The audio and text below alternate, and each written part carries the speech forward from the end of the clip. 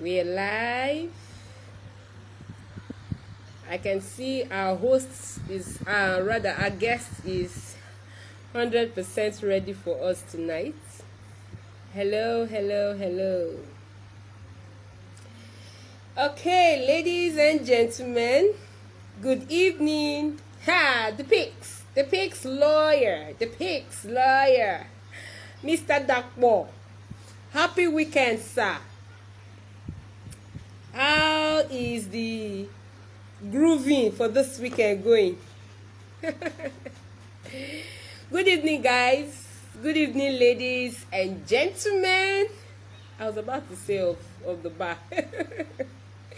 Unfortunately, there are no ladies at the bar. So good evening, guys. Welcome once again to another live section on the Law Talk series. Tonight, we're dealing on realty matters. We have a very interesting topic. Please go and invite your friends, invite your followers, invite your fans, invite your ginger people. Yeah, Mr. Dakpo, welcome. Good evening, sir. Okay, so we're about to start. We'll be starting in 5 minutes time. It's already 3 minutes past 9. Our guest is on fire tonight. He was even on live, as in he was online before me. He came on live before me. While I was still trying to write today's topic and try to pin it down, I was just trying to see if I could do that pin down thing. I don't even know how you guys do some of these things on Instagram. Some of us are still learning a lot of things. We just come and do our thing and just go. We leave the Instagram paparazzi for the Instagram experts. Okay, as long as we're sharing knowledge and impacting lives, that's okay. So tonight we have a very interesting topic. It's on real estate, it's on property, but we're looking at it from we're not even talking about, we're looking at it from a different angle entirely. Okay, so it's 5 minutes past 9. Let me officially start. My name is Precious Toju, fondly referred to as the Structure Lady. I'm a business and real estate lawyer with a focus on helping startups, companies and investors avoid and solve costly legal mistakes in the real estate and business transactions. Okay, so I am your host as always on the Law Talk series. Law Talk series is an on-live law talk show where we share knowledge, where we share general knowledge, we share general insights, legal insight on certain matters that affect family, that affect business, that affect private life. And we are looking at, spreading our tentacles to better things very soon. And we would be asking for your support, like help us share all the link, help us follow, help us subscribe on YouTube and all of that. So tonight, we have a very interesting topic to discuss. And the topic borders on real estate. Tonight we're dealing with real estate. Last week we talked about property. We talked about startups. So if you know you were not online last week, you were not with us online live, the full video is available on my YouTube channel. All you need to do is to click the link beneath my bio. And just click on that link where you have a finger showing you, and you will see a column that is tagged watch my videos. So you just go there and you will just search, and then you will see for last week. Okay, so tonight we're going to be talking about property, like I said earlier on, and we're going to be talking about underlying legal issues in family with family property. What every prospect buyer should know. So tonight we're going to be talking about the complexity, so to say, when it has to do with purchasing family property. Okay, our guest is already here. So So tonight we're going to be talking about underlining issues. We're going to be talking about legal issues, pardon me for that, when it comes to buying a family property. What's the big deal about buying the family property? Is it not just like buying every other property? Why are we giving it why are we making it look like there's a big deal about it? Well, you will have to find out tonight. You have to find out tonight if there is any big deal when it comes to buying family property. Our guest tonight is going to help us justify the whole matter. He's a real estate expert. He's a real estate lawyer, and he's been in practice for over 10 years now. I make bold to say he is my senior at the bar. He is my very good senior and a friend, somebody that I can call upon any time of the day, and he's always there to answer. He's always there to help. He's always there to see me through. He's always there to, it feels good. It feels good when you have somebody to back you up. Okay, so he's one of the people that I term as my legal boyfriend. I have a lot of them. I have a lot of legal boyfriends, so don't worry, my husband knows all of them. So he's one of them. He's a very resourceful lawyer, and tonight he will be helping us understand the legal issues, the complexity, so to say, the things that it involves when you want to purchase a family property. And it's going to help us know the major difference. What's the big deal about looking at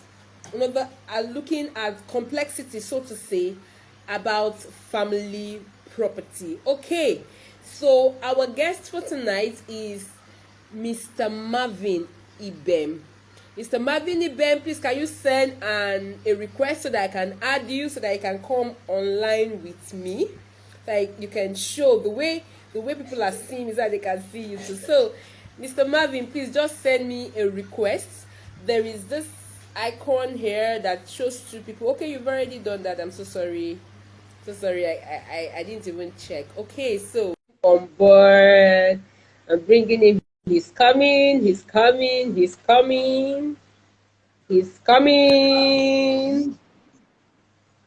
And he's here. Mr. Marvin, good evening. Hello. I can hear you faintly. Your audio is a little bit faint. Can you hear me? I'm trying to. Oh, perfect. Your audio is perfect. Okay. Your audio is perfect now. Okay. I think I can hear you now. Yeah, it's perfect. Good evening. Okay, so we have people already online. Okay. People are already online, and a lot of people will be joining very soon. So we need to kickstart ASAP. So I was actually introducing you to our audience. I let them know that apart from that, you are a very senior colleague to me. You're my quick run to legal fellow. You're also my legal boyfriend. So to say, did you get that? He didn't hear that because his network is a little bit cracky. Your network is a little bit cracky. All right, so you can hear me now. Okay. I'm very sorry. I've been having some issues with my network, and I've been trying to improve on the connection, but it's quite unfortunate that that has not been forthcoming. But however, if I heard you well, can you hear me? Yes, I can hear you loud and clear. Okay, so I did get the first question you put across. So if you may come again, I will be glad. I haven't even asked anything yet. I'm still introducing you. Okay. I said I'm telling the audience that apart from that, you're a senior colleague, and that you're my quick run to legal learned fellow. You're also my legal boyfriend. That's very correct. That's very correct. And I told them That's that very my correct. husband knows so they will not come to my DM and be saying, ah, madam, what are you saying on the internet? So it's good to have you, Mr. No problem. It's good to have you come online Thank tonight, and you. I'm super excited Give to me work with audience. you, and I am also crossing my leg to learn from you. Okay, so can you please, within the next 2 minutes, tell us a little bit about yourself? At least let our guests get to know, our audience get to know a little bit about you.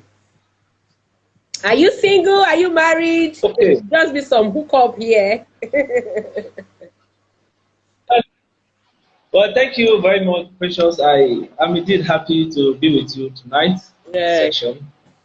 Uh, as a matter of fact, this is an opportunity for me to share my knowledge with you and the audience who are also with us in this program tonight. Like you have done a brief introduction of myself. My name is Marvin Ibem. I am a lawyer. I've been a lawyer for more than 10 years. I was called to the bar in the year 2011, sadly. And though before I ventured into private practice, I was working as a legal advisor, company secretary to Richfield Group company in Abuja. And then subsequently, I ventured into private practice. And ever since I've been in practice, I've been into corporate law practice, I've been into property law practice, and I've been into litigation as well. So I'm single, and I hope to get married soon by the grace of God. Thank you. Yeah, thank you so much. So our audience, our guest, our handsome Bobo lawyer is single and searching. Oh. So let me not talk further before people will ask me that is this a matchmaking? Sorry. Like Can we just register ourselves to as, to the topic on that? as I said, let me not talk much before people will say, is this a matchmaking show? Okay, thank Very you well, so very well, much. very well. So, you've actually Yes, told thank you. us about how you started. You were a legal advisor and you were into litigation, and presently you are into your own private practice.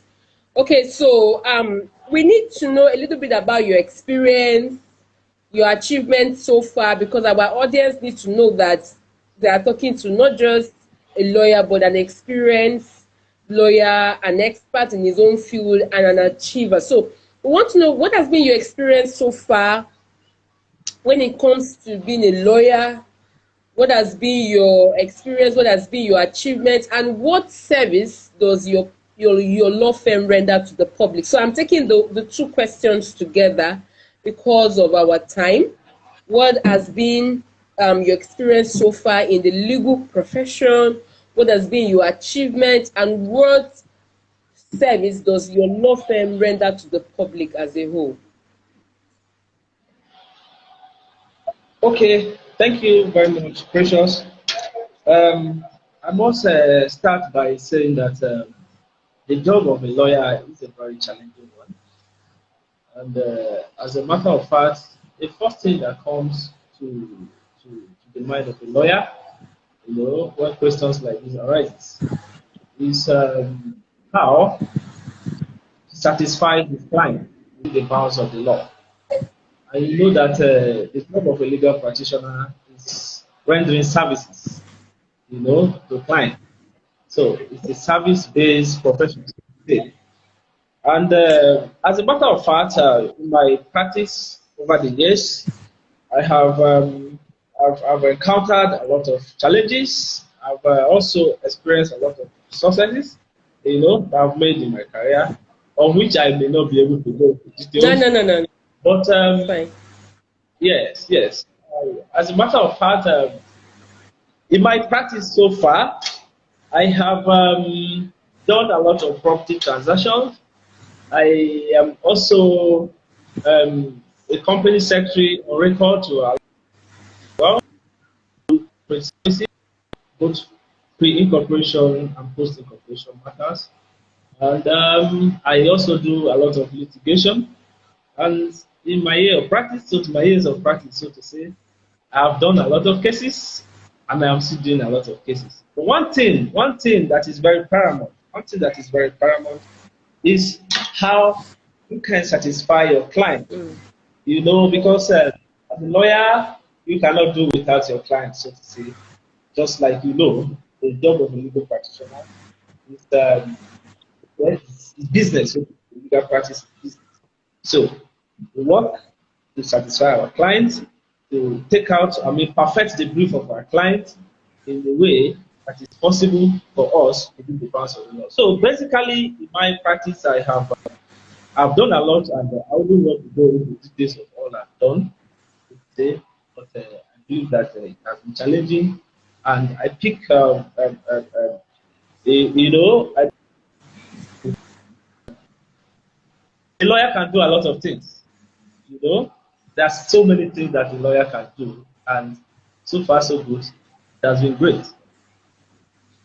All right, all right. Thank you so much. That was a huge one. Okay, so we have 1 minute, please. So I can see people are joining, and thank you so much for coming online. Please, if you have any question for our guests, you can just type your question in the comment section. And because when we do live sections like this, we always have a lot of questions coming in.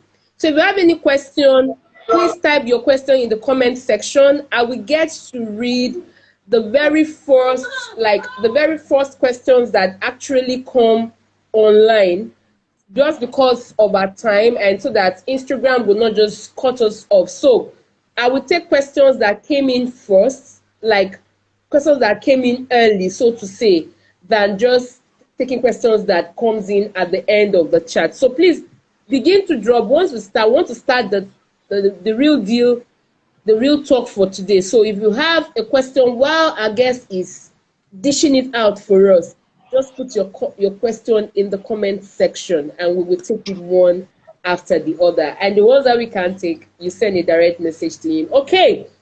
So, Mr. Marvin, tonight we're discussing underlining legal issues with family property. What a prospect buyer should know, or how to avoid them as a prospect buyer. Now, what exactly is a family property?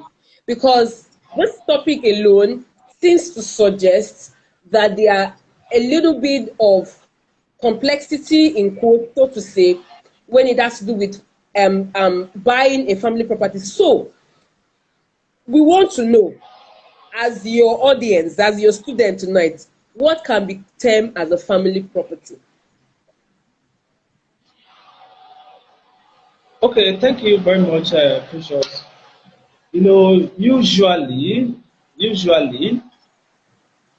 what is termed as family property, so to say, is a property that divests in members of the family, a property that is owned by a progenitor, so to say, who dies intestate, and the property revolves on his offspring, you know, and in that regard, it becomes a family property. And usually, when we say family property, it's in relation to landed property, you know. So, when an owner of a land dies intestate, that is without a will, the property was not divested in his lifetime. In that case, the property becomes a family property in a situation where he has a lot of children.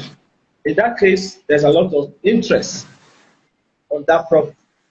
So it becomes a family property by virtue of the fact that the property divested on the family, on the offspring of the owner of the property, the original owner of the property, upon his death intestate. That is what can be termed as family property. Okay. All right. Thank you so much for that. So basically what we can gather is, if a particular property can be termed as family property where the original owner or the first owner died intestate. In other words, the first owner did not write a will or something, so he leaves the property behind, and it is vested in his sorry, I was just carried. I was typing something, and the thing is left back for the children or offspring. So in other words, let's say this is Africa. So let's talk African. If a man was a a polygamy kind of person, he was a polygamous person, and he had like 5 wives, and he owned different properties, and he did not write a will, which is typical of an average African man. They usually do not like to write a will. In fact, some people actually think that when they write a will, they are going to die. We talked about will sometimes last year, and we had a guest that came to clarify will and estate planning. So a situation where a person marries like 5 wives and he dies, did not have a will. So what you're saying in essence is that whatever he owned as a polygamous person is vested in each of the children of that marriage. So if he had 20 children and he had 10 buildings, all those buildings are family properties. Yes, yes, Precious. In essence, that is the position. But however, in a situation like that, for a man who dies intestate and having so many children and so many wives, in that case, usually there are people we term the principal members of the family. You know, these are the decision makers of the family. And in any case, any decision that ought to be made in respect of that property, it must have to come from the consent, and knowledge of the principal members of the family in that regard. And so, when the principal members of the family give their consent and they approve the transaction or sale or whatsoever with regard to that land, it is deemed to have been done, with the necessary and required consent. Okay, so that actually brings us. So that actually brings us to the second question that says, who are the main stakeholders when it comes to a family property? So that if somebody wants to go and buy or get a family property, the person knows that, oh, this, and this person are whom he or she should be looking out for. So who are the main stakeholders when it comes to family property? Okay, sorry guys, his network seems to be a little bit cracky. He's going to come online soon. Network. I don't know, somebody's trying to send a request. I can only take one person at a time, and that is my guest for today. So please, we want to come online because you have a particular question. And just leave your link, just leave your question below, and we will attend to you. Hey! James Rem is live. James Rem is here. Hello. Oh, sorry. I guess has left. He's gonna come back. It's really network. It's really network. Etiquette Academy. Oh, wants to come online. Okay, so while we wait for our guests to come online, network is typical of Nigeria. Network. We just pray that we can just get one thing right in this country. Okay, so while we're waiting for our guests to come back, I want to please tell us that every last day of the month, I have what is called frequently asked questions with Lawyer Precious. So I have that is a live section. Usually I used to take random questions. Pick random questions when I get on Twitter, on LinkedIn, on my blog, on Facebook, on Instagram, and I talk about it. But I always do a video. But this time around, thank you, Jess Rem. So this time around, my team and I decided that we should make it a live section. We should make it more interactive, where I could get to bring people to come online. I can get to bring people to come online to ask the question, and after the person asks his or her question, After I respond, I bring the next person online. So it's a new idea and we hope to build on it better.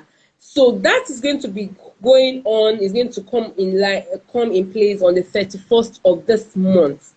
So frequently asked question with Lawyer Precious live. Frequently asked question live with Lawyer Precious, whatever. My team will come up with something. They do the graphics. So once we do that, we're going to be, so for this month, it's going to come up on the 31st of this month, and that is a Wednesday. So because I'm seeing some people sending me invites, they want to come online with me. You can't really do that because today I have a guest. Every Saturday I always have a guest that comes to educate us one way or the other about law, about business, about real estate. So I can't really bring anybody online because our guest is our honor for that day. So they are the one on ground. I'm just to ask the questions and they are to respond. But every last day of the month, I'm going to be having frequently asked question live section. So where I come online like this, and you send a request, and it's always going to be first come, first service thing. So, and you send a request, and our guest is back, and you send a request, and then we bring you online. Just ask the questions under 1 minute, 2 minutes. You ask, another person comes up under 1 minute, 2 minutes. You ask another person. So it's going to be very interactive. It's going to be very interesting. So when my team brought that up, I said, that is a good idea. All right. We know it was network. You're welcome back, Mr. Marvin. You're welcome back. Okay, so we're asking now. I was saying that brings us to the second question. Who are the main stakeholders when it comes to property? When it comes to owning family property, who are the main stakeholders?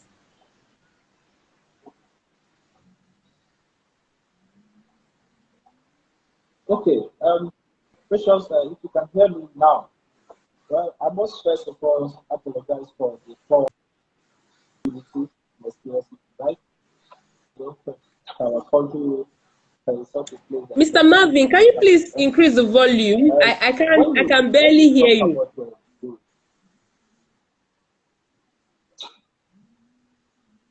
Oh, wow. Okay. Can you hear me now? Yes, better. It's better. Can you hear me now? Yes. Can you hear me? Loud and clear. Loud and clear. Okay. Okay. I was saying that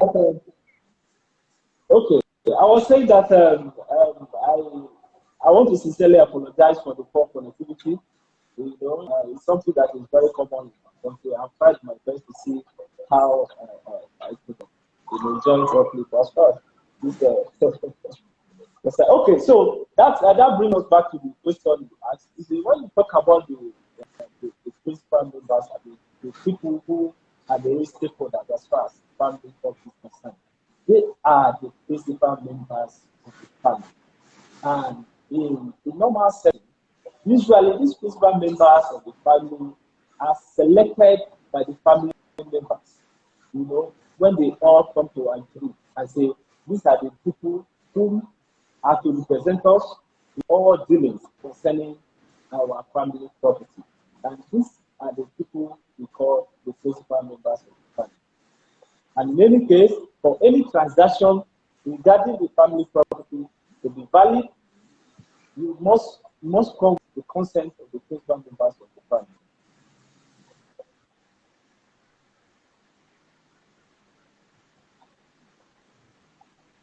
Can you hear me?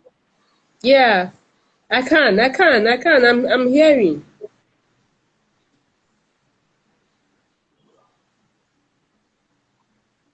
Okay. Ask the people who you can say are the real stakeholders as far as family property is concerned. They are the principal members of the family, and usually these principal members of the family are chosen by the entire family to represent them in cases involving the family property. They are the ones who take the decision, who make the decision as far as family property is concerned. So these are the principal members of the family.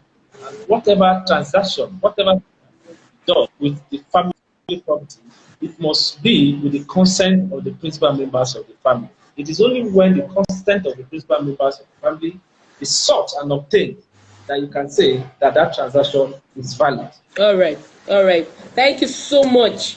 That was a very important point. Main stakeholders of family property in ownership are the principal family members or principal members of the family, and these principal members of the family are unanimously choosing, elected by the family themselves, and whatever transaction you want to do with the family property must pass through them. They must have a full knowledge, they must consent to it. Okay, so our next question is, what are the underlying legal issues involved with family property, which is our topic for today? So what are the underlying legal issues? Now let us start with this first. Okay, questions are already dropping now. I'll read them afterwards. Let us start with this first. Is there a major difference between buying a family property and buying a property that belongs to a single person? That, oh, like, I own a property in my name and I want to sell to you. There's no issue. Than when my family owns the property and I could actually be one of the principal members, like you have said. So I want you to, before you go to telling us the underlying legal issues involved in owning a family property, the first thing I want to ask is there any major difference between buying a family property and buying any other property? Yes, of course, Precious. There are differences actually. You know, when you are buying a property that is owned by an individual or a person, a property that is not a property that is not a family property, so to say, is quite a less cumbersome procedure or process, so to say, because all you need is the approval and the decision, you know, of the owner to sell to you, you know, in that regard. But when it comes to buying a family property, so to say, you know, I have said before that before you can legally or lawfully acquire a family property, it must be with the consent of the principal members of the family. But however, note must also be taken that family property, dealing with family property under native law and custom is quite different from dealing with family property under native English law. You know, now under native law and custom, there are some lands, there are family properties in rural areas or in places where the native law and custom is the law duly informed or in place. You know, in that case, of course, for a transaction or for a sale to be valid involving a family property, then it must be with the consent and approval of the family member, the principal members of the family, so to say. But in another way, a property that is located, for example, in an urban areas, usually when the owner of a property dies, intestate, you know, the property devolves, you know, to the possession of the chief judge of the state, it's vested in the chief judge of the state, until letters of administration is obtained. It is the letters of administration that gives the administrators the power to deal with that property in any regard they deem fit, you know, in the interest of the beneficiaries of the estate. You know, so in that case, it's quite different from dealing with family property under native law and custom. But however, to go to your question, it is quite different when you are selling or when you are buying a property from an individual than from when you are buying a property from a family, so to say, where there are a lot of interest, so many people are evincing interest, indicating interest in the property, and in many cases, or in most cases, issues have come up, controversies have come up as regards family properties, because when the people or the principal members are not even unanimous in their decision to sell or to dispose of the property, so to say, there could be a lot of issues. You know, so in that case, you must ensure that the principal members of the family are unanimous in their decision to dispose the property. In Hmm. that case, you'll be That's to acquire the property. that's really a serious Yes, one. that's Okay, sorry, sir. I thought you were done. So that's really a serious one because you're saying um, that one has to be sure that there's a unanimous agreement among the family members or principal family members in respect of buying or selling a particular family property.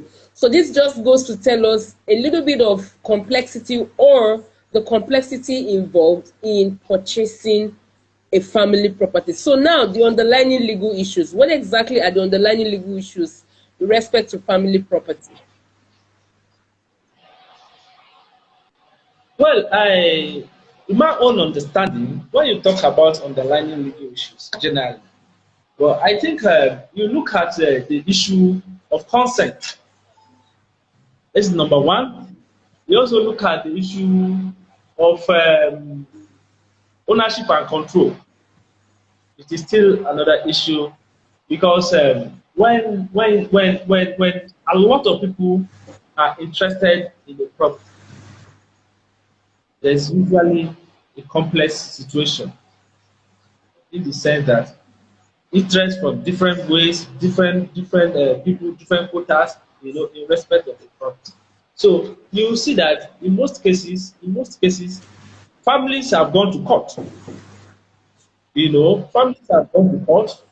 They resort to litigation as to how, and who is exactly The the owner. owner, as to who is to do what, when, and how. You understand? In as much as the property is not to be a family property. But there are some persons from some certain quota that will come up and say, I want to say, look, this property, we have more interest in this property than this other branch of the family. So these are some of the issues that will come up in dealing with family property. So issues of ownership and control, and the issue of consent. And then when you talk of consent, like I have been saying from the very beginning of this section, you have to be sure you obtain the consent of the appropriate, from the appropriate quarters, the people who ordinarily are or ought to grant that consent, people who are empowered by the decision of the family to represent the family, who are regarded as the family, the principal members of the family. So consent, ownership and control, these are underlying issues in family property. Beautiful. Thank you so much. Okay, so in what ways can prospect buyers avoid these issues? Now, you have actually highlighted the issues involved in the underlying legal issues. You've talked about ownership, you've talked about consent, and even when it has to do with consent, you've actually stated that consent should be gotten from the right quarters. Now, you can have a member of the family who is necessarily not, or who is not even necessary, who is not even a principal member of the family. So even when the person signs the deed of assignment, it's still not valid, though he is a member of the family, but the consent to sell has not been gotten from the right quarter. Now, all of this that you're saying could be could be somehow complex and frightful in quotes to a prospect buyer, because if I am not a lawyer, I'll just be wondering, how do I even know who is a principal member? How do I know who is not a principal member? How do I know the content is coming from the right quarter? So, in one word, how can a prospect buyer avoid these underlying legal issues when he or she wants to buy a family property? Okay, thank you very much. Before I will proceed to that to answer that question, let me give a very short story. Yes, sir. While I was growing up, yes, while I was growing up, my father, who who was a teacher, though he's retired now, he told me of some lands he acquired, you know, and these lands, he never took possession of these lands. Why? Because he met some people who some people who held themselves out to be the rightful owners and the rightful people to deal with. And then he went ahead to conduct the transaction with them. At the end of the day, found out, found out. I mean, they turned out not to be the people who has the consent, I mean, the authority to dispose of it. So in that case, he lost his money. And this was about 2 places. And I told him, look, you want to acquire a property, you don't even have the knowledge of how property transactions are done. But on your own, because you have money, if you have money in your pocket, you just went, you saw someone who presented you as a landowner or a member, a principal member of a family that owns the land. Then you went ahead to that. You never consulted a lawyer, you never briefed a lawyer who first of all help you investigate the title. To first of all help you identify the people that you want to deal with. To first of all help you conduct due diligence on the property. You know? So that was how my father lost the land he paid for. And I told him, next time, before you get the property, consult a lawyer. A lawyer knows better. So what am I saying in essence, Precious? Now, for prospect buyer or family buyers of family property, number one, first advice is that get a lawyer informed. Because, like I always tell my clients, as lawyers, we are not magicians. We are not magicians. Don't just go into a transaction, on your own, without knowing the intricacies involved, without knowing what you ought to do from the very beginning to secure your interest, to ensure that you procure a valid title in that property. These are the very first steps that someone should take when he or she wants to acquire a property.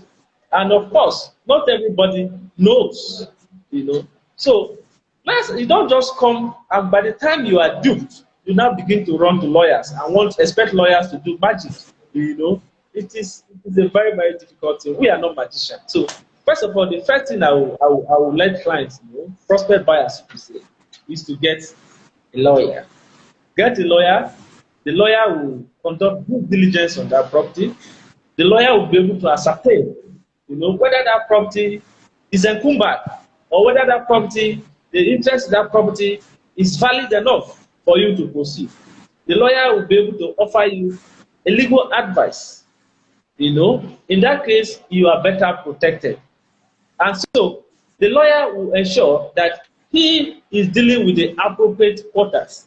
He is dealing, if it is a family property, the lawyer will consult, with the principal members of the family and then go into negotiation on your behalf.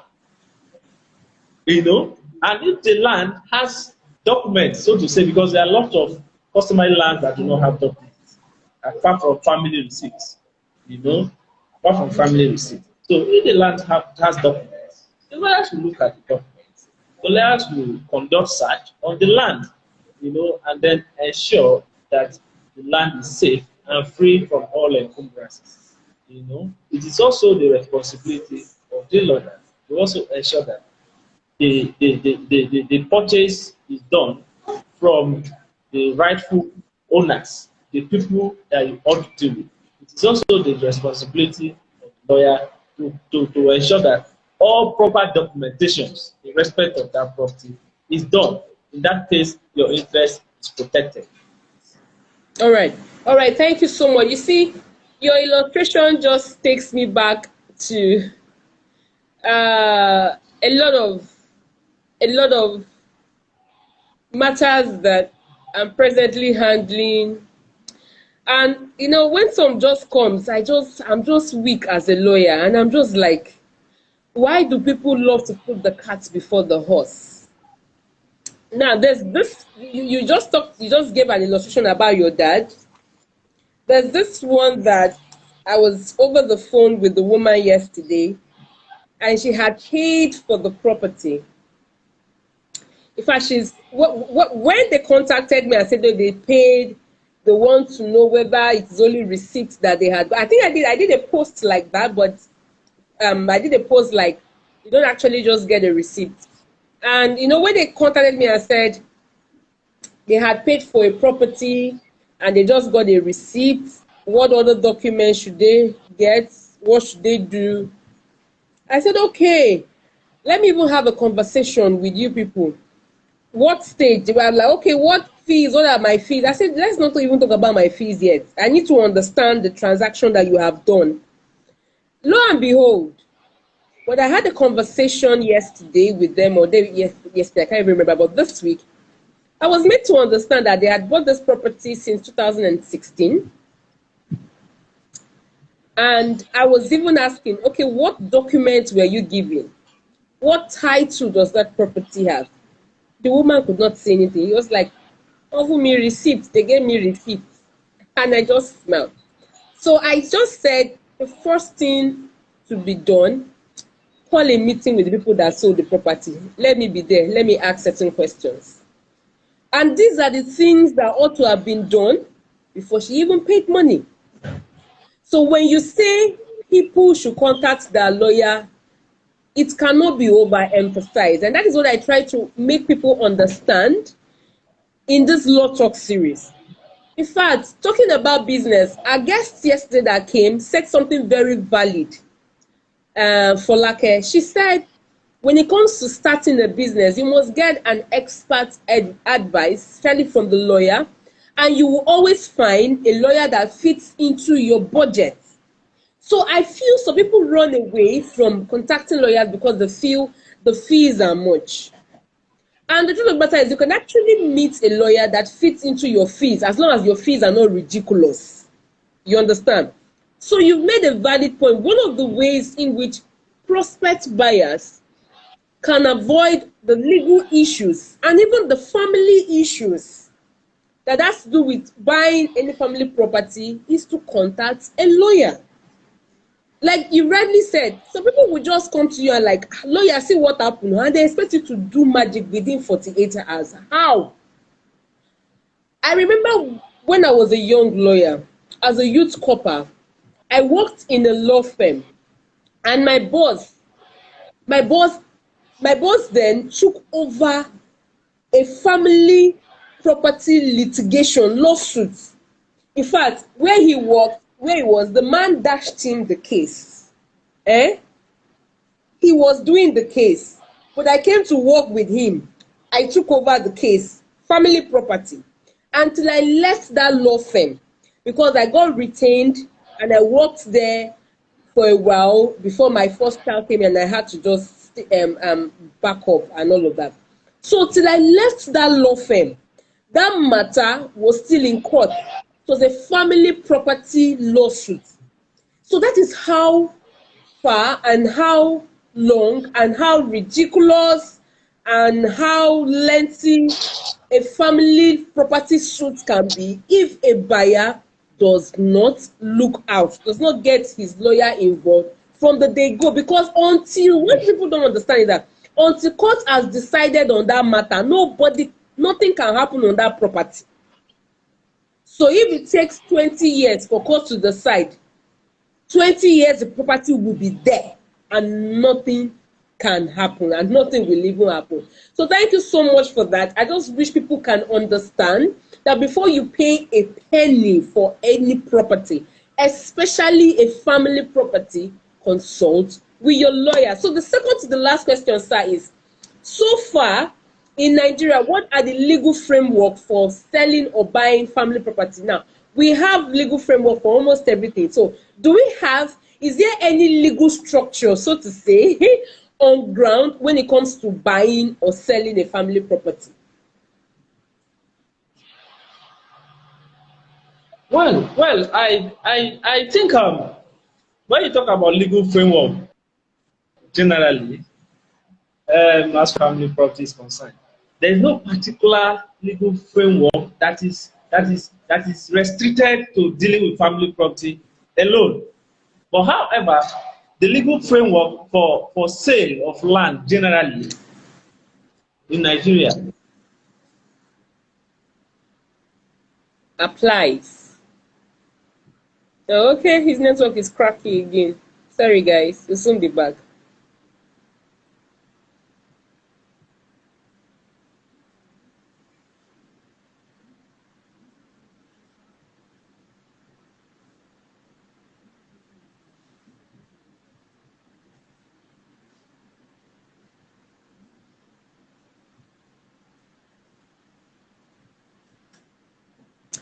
Okay, our guest network is cracky again. Oh, and that was the second to the last question. We are almost done for tonight. But he's coming back. He's coming back. It's typical. It's Nigeria. Network is always cracky. Okay, so guys, I hope we got to understand what our guest was saying. Okay, he's back. He's back. Thank God.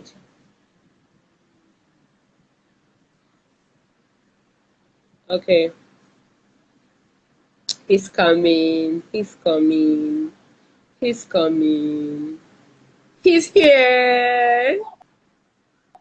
Welcome back, Mr. Marvin. Thank you very much. I sincerely apologize for the Apologies network. accepted. His network. Um, yes, like I was trying to say, there is no particular legal framework that is restricted to family property alone. But in sale of properties, there's a legal framework. And I believe that all we have discussed today actually touch on the legal framework, in dealing with family property.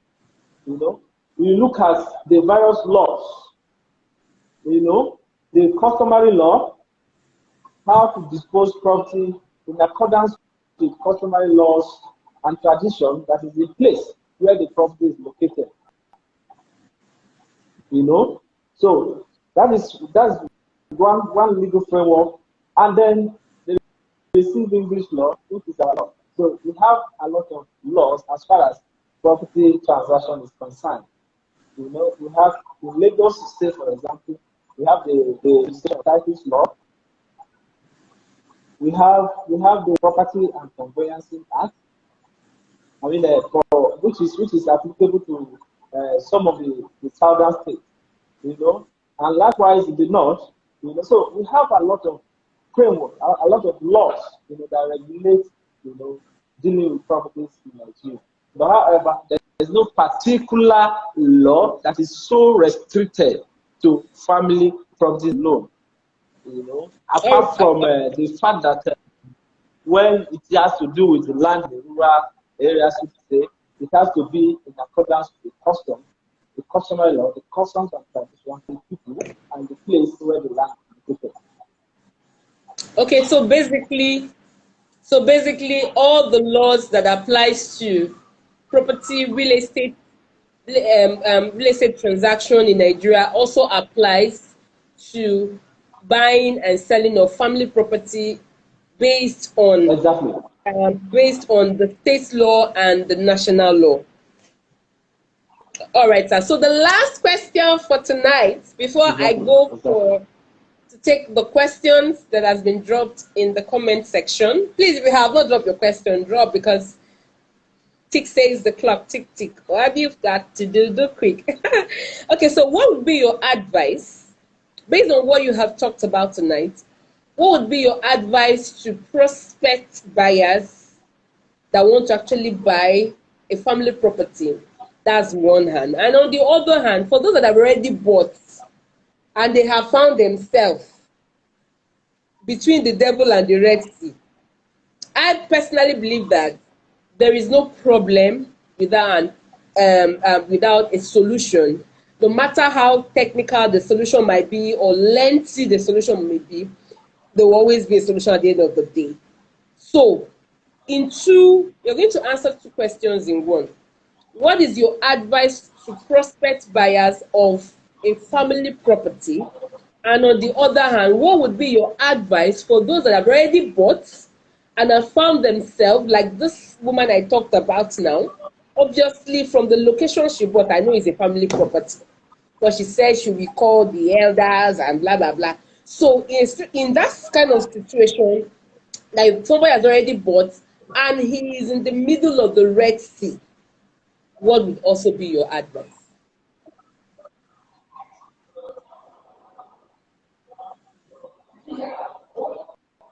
Okay, thank you very much. I think it's a very straightforward thing that I have said before.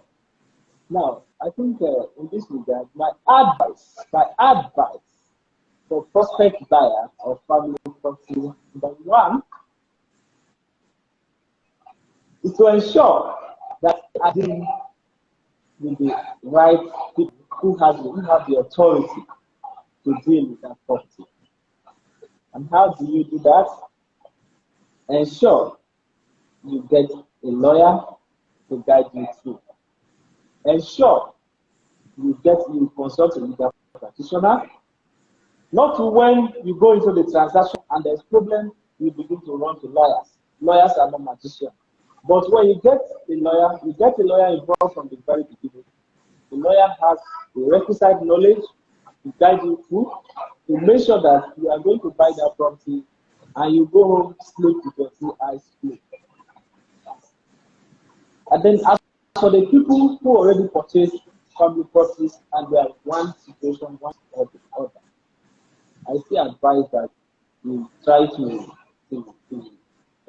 dialogue with the family and see how they can resolve the issues that are arising therefrom. And if in any case that cannot be resolved and they feel they have purchased the property and monies have exchanged hands, they have paid money for it. Generally, when you pay for a property, when you acquire a property, whether the property has been given to you or you have an equitable interest, you have an equitable interest in the property. It's only when all documents have been given to you that you can say you have legal interest. So, for the fact that you have an equitable interest by mere payment of the purchase price and all that, you can also seek for remedy as far as that transaction is concerned. What are the remedies? It is either to proceed the cost to enforce that sale. It depends on the particular situation that you found yourself. Generally, sale of property is a contract, an agreement. So it is enforceable in the court of law. But however, it depends on the particular situation or circumstance. So there is really no hard and fast rule.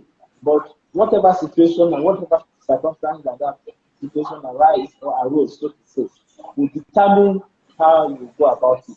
But on a very last note, I still advise prospect buyer to ensure that you always get a lawyer, because the money you are going to spend when there is a problem will be much higher than the money you are going to spend when you involve a lawyer from the very beginning.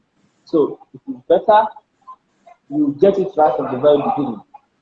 They say in time sales was, so that's answered the question. So all right. Thank you. So whether you want to buy or you've already bought and you are between the devil and the Red Sea, consult with your lawyer. That is the long and short of everything. So let me begin to take some comment. Thank you so much, Mr. Marvin. Thank you for gracing this live section for tonight. And I hope we will see you next time when we invite you. Very soon, sir. Thank you. Okay, so let me take some comments. I'm actually out of Lagos today. Yeah. I noticed. Sorry about that. And thank you that irrespective of the fact that you're not in your comfort zone. Yeah. But fine. Whenever you come, in fact, yes, I just this evening. Yeah, I just had to find time to make sure that I meet up with this program. Thank you so much. I truly appreciate that you did not call me at the dying minute to say, Precious, I cannot come for this live, because that would just make me to start preparing my talk and all of that. Thank you so much. So let me take comments.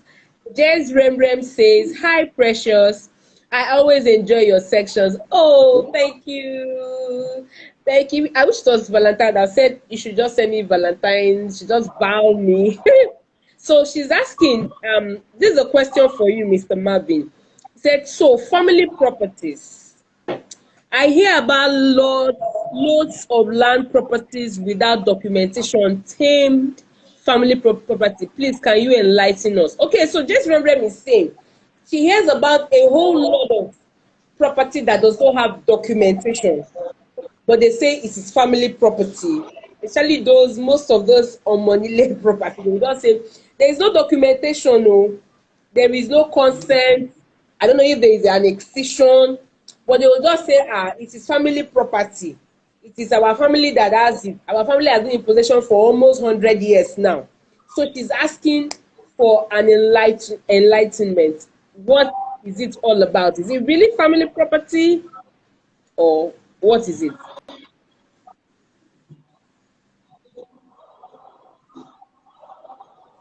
I can't Okay, hear you. I can't hear you. for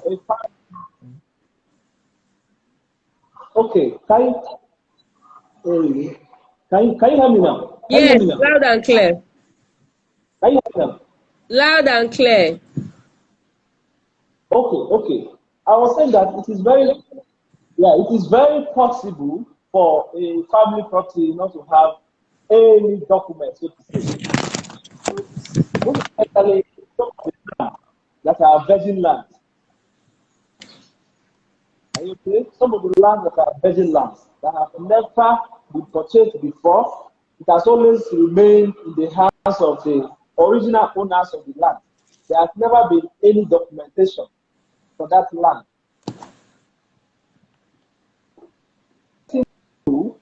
First of all, get a surveyor. The surveyor,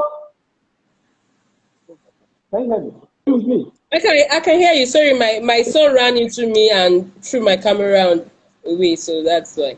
Oh, Sorry. he's missing you. That Okay. was why you saw it. So, you first of all get a surveyor.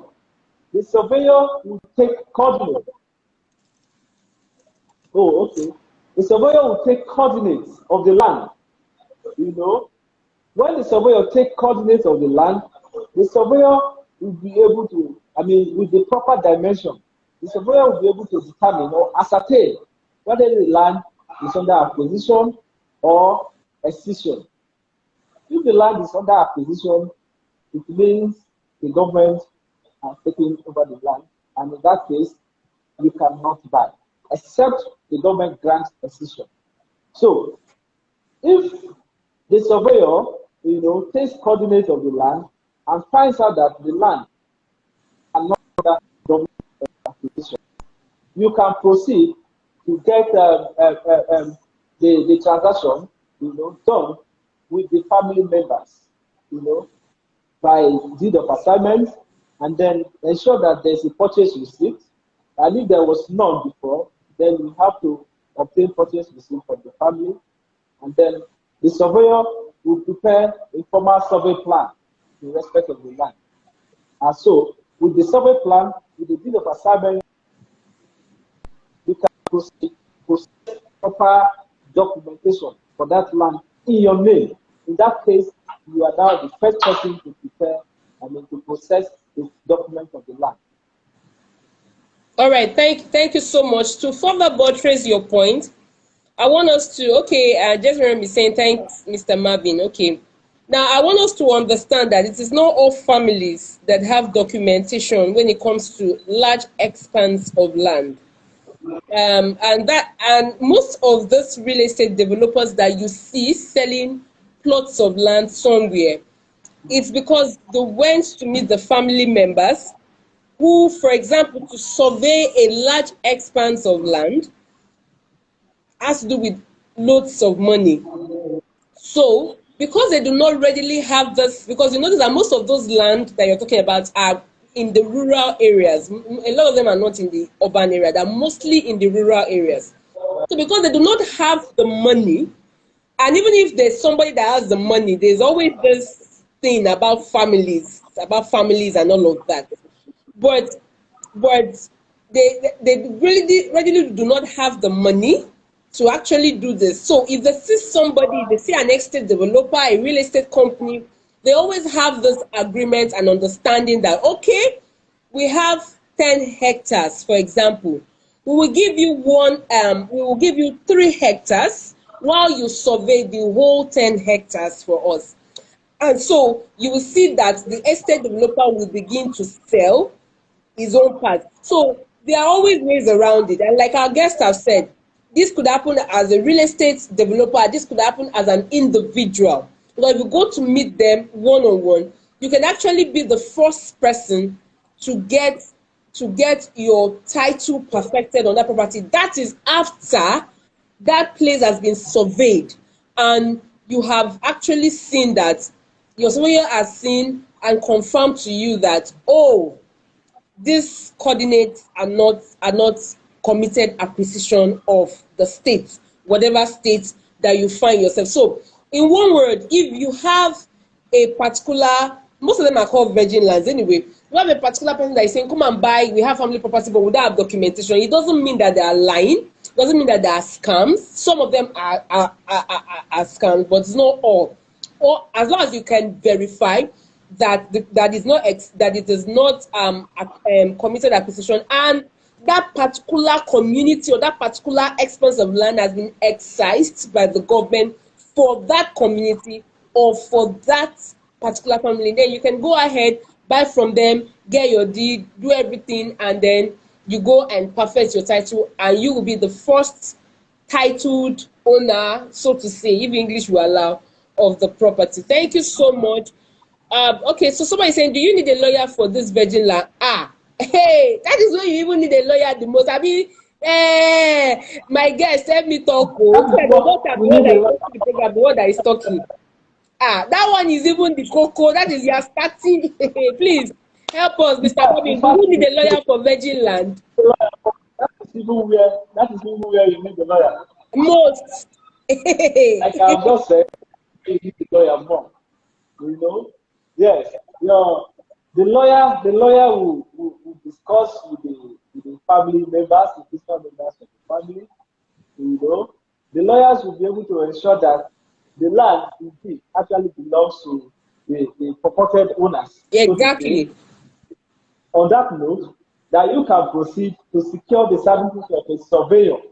You know, the surveyor will take coordinates of the land and then be able to ascertain, you know, whether the land is free from acquisition or not. If the land is free from acquisition, then the lawyer can advise you to go ahead with the transaction. In that case, the lawyer will prepare a formal deed of assignment, you know, between the landowners and yourself. And then when the payment of the money, consideration, the money will.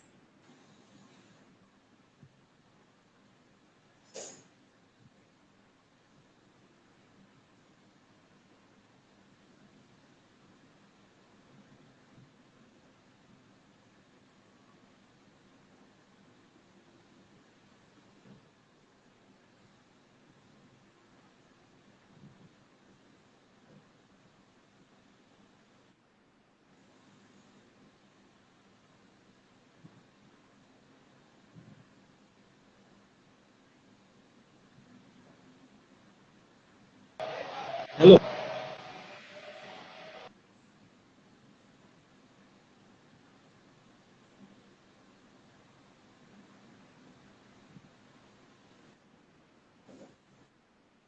I can hear you. I can hear you.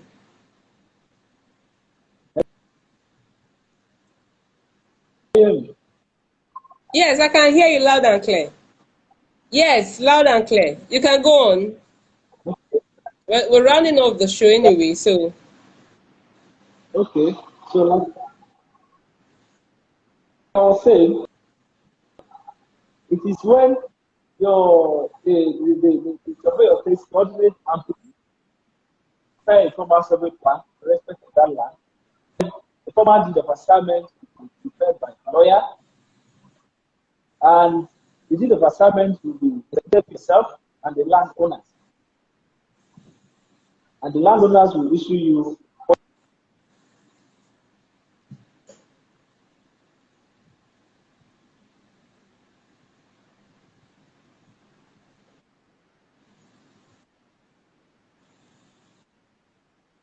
Beginning. All right. Thank you so much. Okay, just let me say, okay, thanks, lawyer first, then surveyors. You see, the truth of the matter is, even when you have done that with the surveyor, you will still Can't hear you. need. Can't hear you.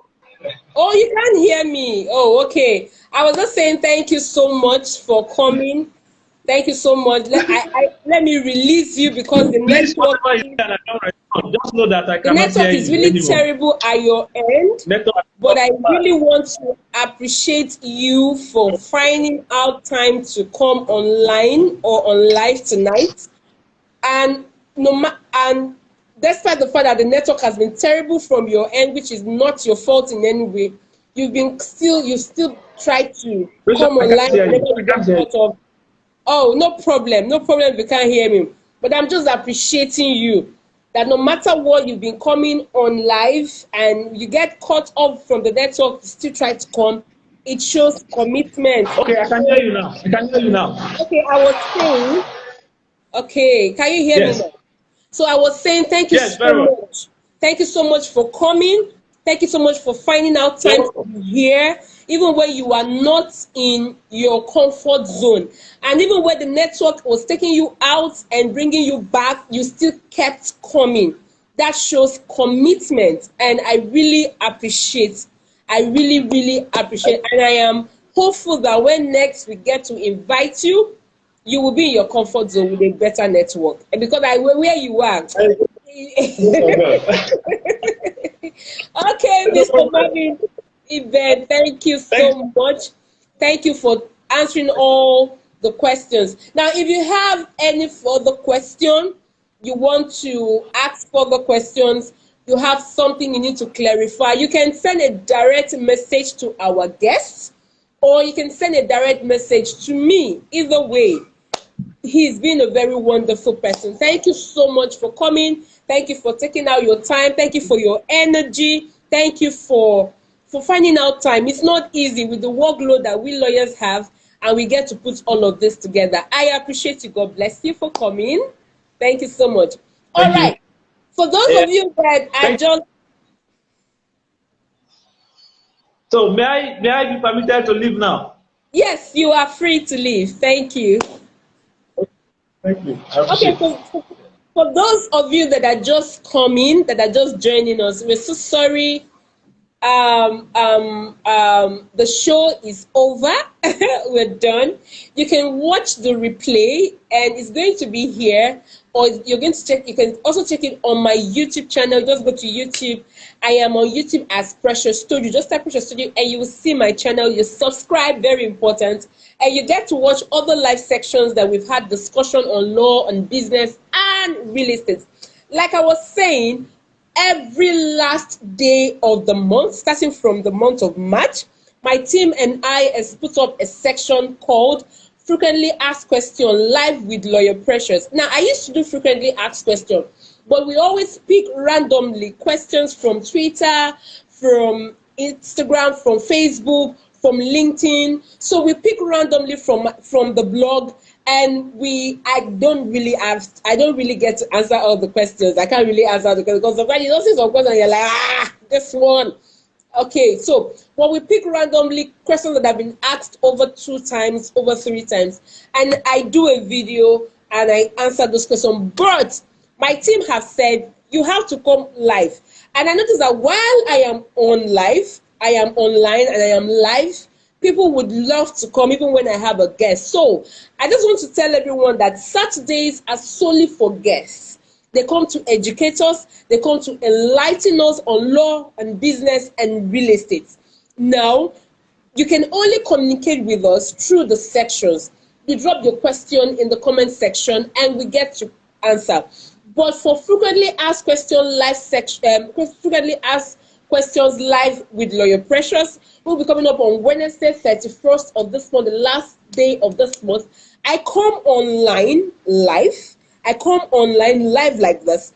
And the first person to come online, I put the person up. The person comes live with me, goes live with me rather. Person goes live with me, and you ask your question within 2-3 minutes. We are done.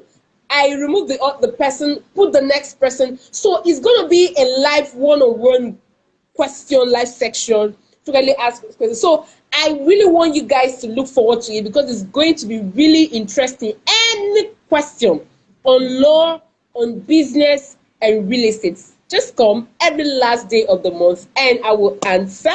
And the one I cannot answer, we'll go and do research and we'll come and talk about it, because let us not try to be, nobody is a fountain of knowledge and no lawyer has all the laws in his or her head here. He said the person wants to die, but we know where to find the law. We know once we find we know how to decipher the law, and we know how to break it down for the good of people. All right, so please guys, if you know you have not subscribed to my YouTube channel, be a darling. We put up a lot of hard work to really be here, to really gather knowledge, gather people to come talk with us. And I have lots of resources, lots of useful videos, some videos that you really don't need to really some videos that if you watch, you really don't need to make mistakes. I was telling somebody that this thing that I say online and this is that I put on my YouTube channel, if you come to my office to ask me, I'm going to charge you for consultation.